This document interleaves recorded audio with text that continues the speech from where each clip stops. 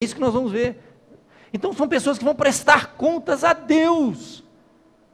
Isso que é importante. Na verdade, é muito mais fácil estar sentado, vamos dizer, maneira de falar, né? E submeter uma autoridade espiritual do que estar à frente e ter que interagir com isso e um dia ter que prestar conta ainda. Então, na verdade, o conceito bíblico que a gente tem é esse. A dificuldade muitas vezes é humana, né? A dificuldade é humana ou espiritual. Falta conversão mesmo, ação do Espírito Santo, a gente não vê nada de Deus naquilo ali, só a misericórdia de Deus que vai trabalhar no coração e vai transformar aquela vida. A motivação, amor, isso é fundamental. Assim como o pai corrige o filho a quem ama, a motivação de Deus para isso é amor. Hebreus 12:5 diz: Filho meu, não menospreza a correção que vem do Senhor, nem desmais quando por ele és reprovado, porque o Senhor corrige a quem ama e açoita todo filho a quem recebe.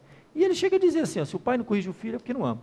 Então se Deus busca em nós, nos colocar debaixo de uma disciplina que vai nos abençoar, porque nos ama, motivação, amor. A motivação do próprio apóstolo Paulo, ao escrever essa carta à igreja de Corinto, amor. Ele vai dizer lá na segunda carta que ele escreve, ele diz assim, olha, porque no meio de muitos sofrimentos, 2 Coríntios 2:4, no meio de muitos sofrimentos e angústias de coração, vos escrevi, com muitas lágrimas, não para que ficasseis entristecidos, mas para que conhecesseis o amor que vos consagro em grande medida. Porque as pessoas têm uma dificuldade de entender essa questão de amor. Se meu pai me proíbe de fazer tal coisa, ele não me ama. Não existe isso, a gente sabe. A gente demora para descobrir isso, né? Quanto sofrimento na adolescência, quanta noite de choro, de lamento, de sofrimento, porque o pai disse não, porque a mãe fez isso, porque... Aí a gente vai descobrir com o tempo que eles fizeram o que fizeram por amor. Então a motivação é amor, a razão maior é amor. E eu te digo uma coisa, disciplina, meu querido. Ó, sabe o que acontece? Deus, Ele nos livra dos nossos inimigos. Ele tem meios de nos livrar dos nossos inimigos. Deus nos livra, que mais? Espiritualmente falando, o inimigo espiritual existe, é real. Agora tem um inimigo que é importante, é real e ele existe. Nós muitas vezes vamos descobrir que o nosso maior inimigo e as maiores derrotas, os maiores fracassos que os homens tiveram na vida, foram para eles mesmos. Foram decisões que eles tomaram, foram rumos que eles seguiram, foram caminhos que eles entraram, muitas vezes sem volta. E foi um fracasso, foi uma derrota para ele mesmo. Então, eu creio o seguinte, que disciplina, meu querido, é a única maneira de Deus nos salvar de nós mesmos. Muitas vezes nós escolhemos caminhos, nós vamos acabar com o nosso casamento, nós vamos acabar com a nossa vida, nossa carreira profissional. As derrotas maiores não foi porque alguém passou a perna, não, foi o cara que fez besteira, e está sofrendo consequências até hoje. E a gente vai descobrir isso na Bíblia, na experiência, no dia a dia. O rei Davi, por exemplo. O maior fracasso na vida dele não foram aqueles inimigos que afrontaram ele, não foram as pessoas que perseguiram ele, foi quando ele fez loucuras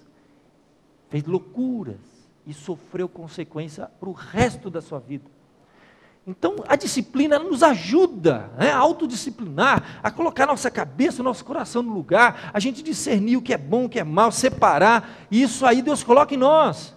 E quando a gente não está debaixo dessa disciplina formativa, Ele vem e intervém, ou de um meio ordinário, através de uma exortação de uma pessoa que te ama, pode ser seu pai, sua mãe, um amigo íntimo, um cônjuge, através de alguém da igreja, através de um sermão, através de um estudo bíblico. Deus fala ao seu coração, através da leitura da palavra de Deus.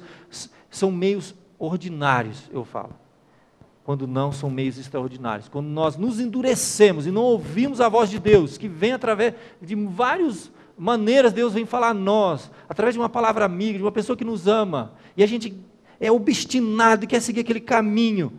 Aí, meu querido, se realmente é de Deus e Deus ama, é aquela história da vara e do cajado. O cajado é para guiar e a vara é para corrigir mesmo, né? Vem a vara. Muitas vezes são meios extraordinários que Deus usa na nossa vida e são dolorosos, e deixam cicatrizes que vão marcar a nossa vida. Nesta carta, meus irmãos, de Paulo aos Coríntios, o apóstolo nos mostra algumas razões para a prática da disciplina.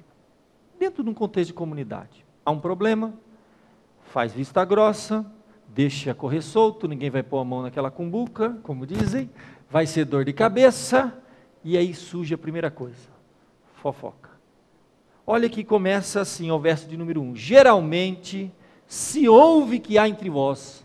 O apóstolo Paulo estava em outro continente, meu Deus do céu, não tinha internet, não tinha telefone, não tinha e-mail, não tinha Facebook, não tinha Orkut, não tinha, que mais aí, Twitter, não tinha MSN, não tinha nada, gente, só atravessou o continente, chegou para ele. Olha, chegou aqui, meu irmão, geralmente, é uma coisa que já generalizou o negócio ali, todo mundo ouve falar a história daquela igreja, que tinha um cara lá que pegou a mulher do pai.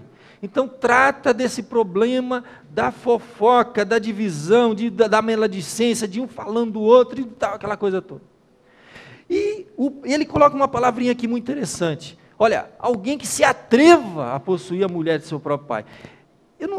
Minha questão aqui não é discutir se a gente deve pegar a mulher do pai ou não, porque todo mundo sabe que não deve. É a palavrinha atrevimento que eu acho interessante.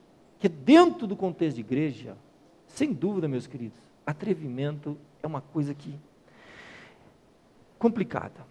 Eu fui pesquisar sobre essa palavra. Atrevimento significa o ser insolente, né?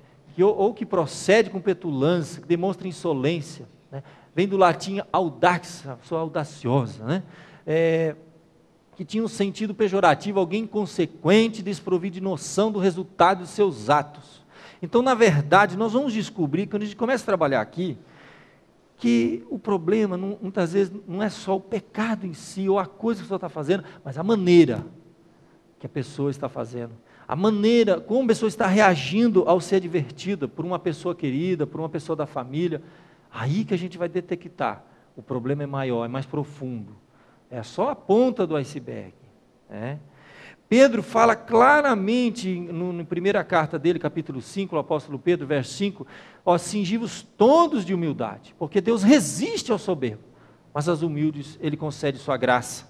É nesse contexto que eu entendo, meus irmãos, que Deus Ele é longânimo, Ele é tardio em irar-se, Ele é paciente, Ele sabe das nossas falhas. Enquanto nós nos colocamos com humildade diante dEle e reconhecemos, Senhor, eu tenho essa fraqueza, eu estou lutando, me ajuda, e com sinceridade de coração. Mas quando há uma soberba, uma arrogância, endurece o coração, atitude de petulância, atrevimento, aí, meu irmão, aí é terrível. Deus dá graça aos humildes, mas resiste aos soberbos. E aquele homem, pecador, imperfeito, como todos nós somos, que é constante no temor de Deus, esse daí é feliz, mas o que endurece o coração cairá no mal. Eu não tenho dúvida que o problema todo é endurecer o coração. A pessoa, quando se enche das suas próprias razões, eu tenho um texto aqui interessante que fala sobre isso, ele se acha, né, vamos dizer assim, é sábio aos seus próprios olhos, e não reconhece, não aceita, não submete a nada e a ninguém. Geralmente alguém entrega a si mesmo. Provérbios 26, 12 chega a dizer assim, olha, tem visto a um homem que é sábio aos seus próprios olhos? Já viu alguém assim? Alguém que maior esperança há no incessado do que nele. Deixa eu terminar de ler, isso não tem efeito, né? Tem, pessoas que, eu fico impressionado, eu vi pessoas que, tudo que aconteceu na vida da pessoa, os problemas que passou, em igrejas, na vida profissional, conjugal, todo mundo estava errado e ele estava certo. Em nenhum momento na vida do indivíduo cogitou-se a possibilidade de ele estar errado naquilo. É o dono da razão, que é sábio aos seus próprios olhos. E a Bíblia diz que na multidão dos conselhos que está a sabedoria. Aquele que não ouve, sabe? Sabe aquela história da mãe?